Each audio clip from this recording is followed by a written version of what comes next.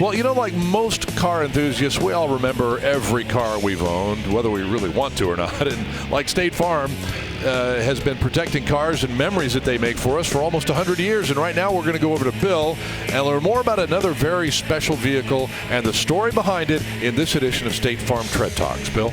Well, Scott, back in 1992, I wrote and produced a home video called The Fastest Street Car in America Shootout. It was about cars capable of 7 or 8 second quarter miles that were completely street legal. In that video was this gentleman, Rod Sabry, who at the time had one of the fastest street legal cars in the whole country. What did you tell me about that video?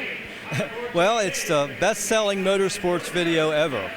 And you narrated it, so this isn't our first go-around, right? No, that's for sure. Now let's talk about you. Besides drag racing, you love building high-end street machines, especially split-window Corvettes.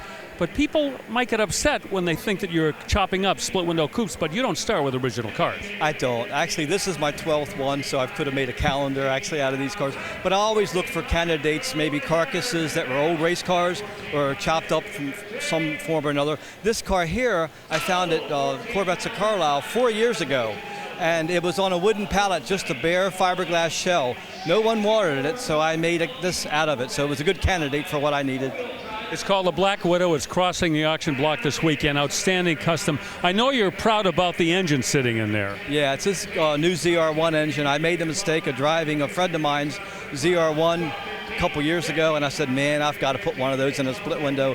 So that's where the whole idea came from. But this car actually isn't your typical cookie cutter resto mod Corvette. It's got a custom built chrome moly tube chassis. It's all TIG welded. Of course, the ZR1, the hood opens backwards. The back end of the car is 4 inches wider, like a ZR1. There's a lot of tricks. It was built by Legacy Innovations in nearby York, Pennsylvania.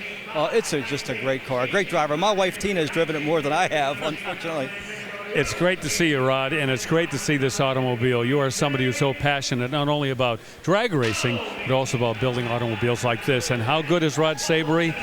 His cars have been featured on national magazines no less than 22 times. Wow. That is State Farm Tread Talks.